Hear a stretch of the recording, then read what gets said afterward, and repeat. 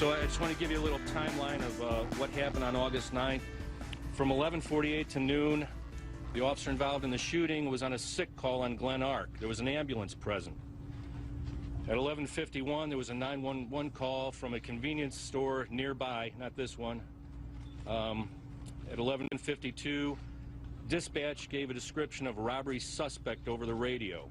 A different officer arrived at the store where the strong-arm robbery occurred. A further description, more detail, was given over the radio, and stated the officer was walking toward, or the suspect was walking toward Quick Trip.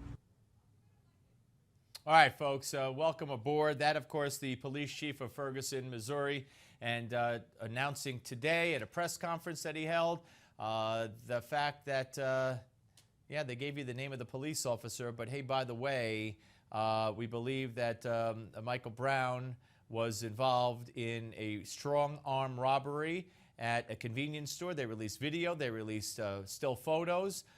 They're saying it is Michael Brown. And then we understand that there was a confrontation, a meeting up between the police and Michael Brown. Listen. At 12:01 p.m., our officer encountered Michael Brown on Canfield Drive. At 12:04, a second officer arrived on the scene immediately following the shooting. And at 12:05, a supervisor was dispatched to the scene, and subsequent officers arrived. There has been some questions about the calling of an ambulance. The ambulance that was at the sick case on Glen Arc was coming by immediately following the shooting, and they did respond to assess Michael Brown.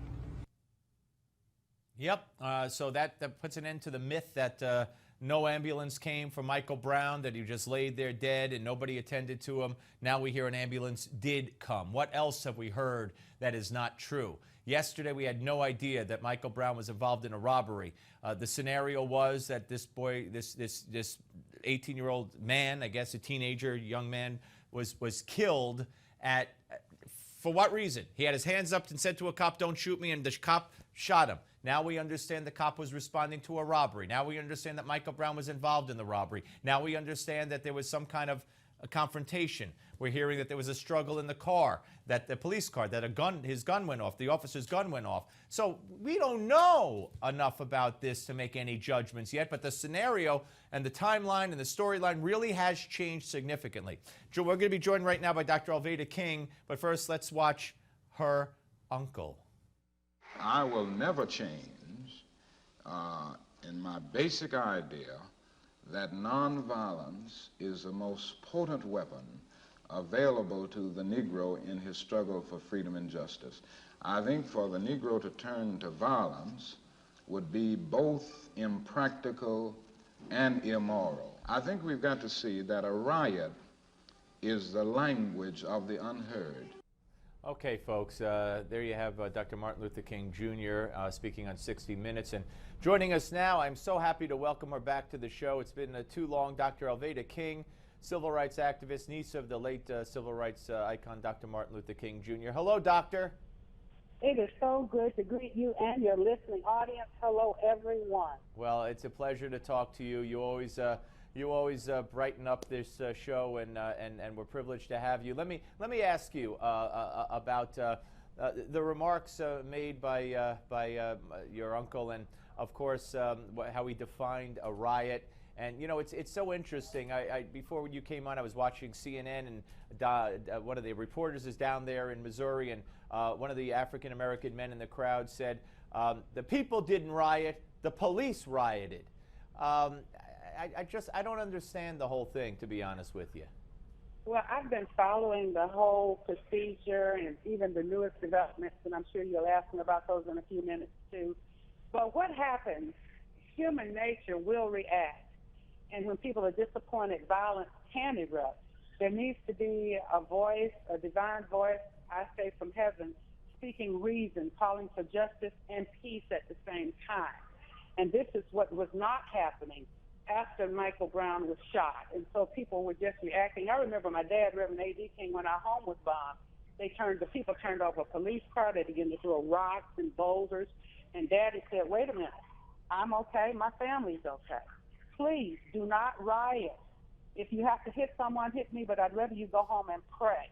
And that penetrated, that voice of calmness penetrated, and that's what you needed. It is happening. There are pastors and leaders in the community. I'm praying with them on the phone daily. So there is some reason insanity emerging. And you know, we had the mayor of, this was earlier in the week, Monday, I think, we had the mayor of Ferguson, and he said that many of the black leaders in that town wanted Al Sharpton to go home. They did, and honestly, but there was a man, I don't know if you heard of him.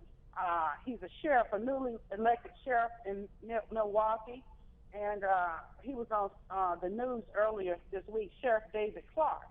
And what he said was this. He said the mayor of that city should have thought there were about 70% of blacks living in the city. So there needed to be more black police officers. There needed to be some understanding that the children are aimless and without direction. Many of them are failing in school because the school system is failing. And so you need to help people get out of poverty. And he said the answer certainly would not be an immediately violent response to that degree. And I think the mayor has responded well now. The governor has responded well. They're doing the best that they can. Like I said, but we are praying. We have been on the phone with leaders in that city. Some of the spiritual leaders did say to Reverend Sharpton, but what Sheriff David Clark said was that maybe Al Sharpton is not equipped. He doesn't have the kind of skills to calm a raging beast. And he's embarrassed because if he asks them to calm down and they don't, then he'll look bad. So he doesn't know what to do. He doesn't have the skills. Well, you've questioned his motives. I mean, I asked the question, and I think it's a legitimate question that deserves an answer. When he does these things, when he goes to these families, does he eventually get a piece of the civil lawsuit pie? I can't answer that.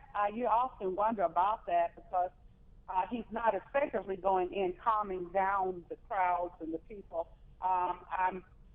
Families do invite him in. You'd like to think he takes some comfort to those families.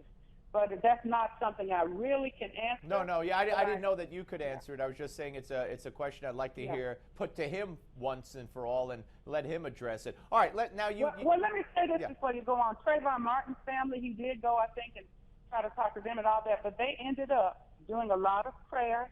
They were able to get a good lawyer, and they were able to get a settlement. So we want the families to be confident. We want the neighborhood to quiet down.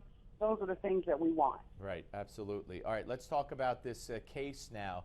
The revelations of the video and the pictures of the robbery at the convenience store, Michael Brown and apparently, reportedly, Dorian Johnson, the man who said he was with him and went on TV and gave all these eyewitness accounts, and it turns out that they were both in that convenience store, according to what the police released today and have shown. Does this change things in your mind now?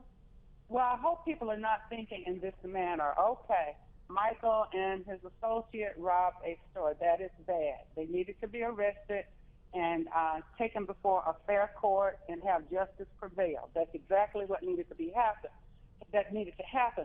However, Michael was not armed at the time he was shot. And so there perhaps, I can't say for sure, but there perhaps was undue force to shoot him, I think, in the head and the body so many times, even though he appeared to have been a large young man, a tall young man. So we can't say, oh, he robbed a store, he deserved to die. I hope that's not. No. And I would never. I know you don't mean to say that I'm implying that. I just wonder if it changes the narrative from, a young man out minding his own business, walking in the street, and this cop who harassed him for no reason and wound up shooting him. Now we have a cop who responded to a description, according to the police, from what I heard, approached Michael Brown. And then a cop who wound up in the hospital for facial injuries, so we know that there was something that happened. They didn't tell us what. There's an altercation. So this is what is going to see. This is the fair court of justice. This is when all these points will be brought before the court for justice, and justice will be met. I there again do agree that we've got to look much further and much deeper and consider why a young man like Michael Brown felt that he needed to go and rob a convenience store. It's wrong. He shouldn't do that. So we just want to make sure that we look at the whole picture. That's what the sheriff said over in Milwaukee. He says, well, why are these people desperate? Why are they doing these things? What's wrong with an education system that lets them drop out and not prepare them to work and do an honest day's work for honest day's pay so they can have some dignity, so they don't end up in the convenience store.